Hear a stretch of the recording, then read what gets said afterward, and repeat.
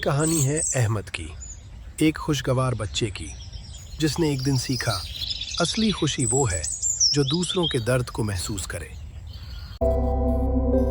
واہ، آج کتنا مزہ آ رہا ہے۔ احمد بیٹا، پڑوس میں کاشف بہت بیمار ہے، وہ ہسپتال میں ہے۔ اچھا امی۔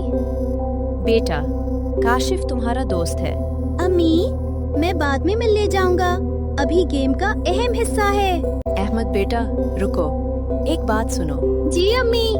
مسلمانوں کی مثال ایک جسم کی طرح ہے، اگر ایک حصے کو تکلیف ہو پورا جسم تکلیف محسوس کرتا ہے۔ آپ کا کیا مطلب ہے؟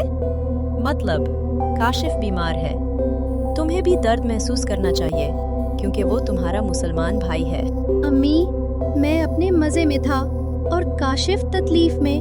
جاؤ بیٹا، ابھی جاؤ، گیم بعد میں بھی کھیل سکتے ہو۔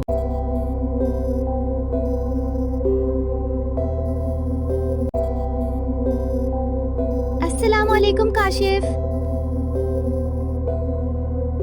وعلیکم السلام احمد، تم آئے؟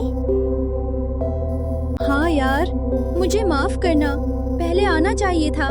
یہ لو، تمہاری پسندیدہ کتاب لایا ہوں۔ واہ، شکریہ احمد۔ یار جلدی ٹھیک ہو جاؤ، مجھے تمہارے بغیر کھیلنے میں مزہ نہیں آتا۔ انشاءاللہ ہم بہت جلد ایک ساتھ کھیلیں گے۔ امی جان، امی جان۔ احمد کیسا لگا؟ امی، کاشف کی مسکراہٹ دیکھ کر دل بھر آیا اور مجھے ایسی خوشی ملی جو گیم سے نہیں ملتی۔ یہی اسلام ہے بیٹا، دوسروں کا درد محسوس کرو، ان کی مدد کرو، اللہ خوش ہوتا ہے۔ امی، آج سے میں اپنے مسلمان بھائیوں کا ہمیشہ خیال رکھوں گا۔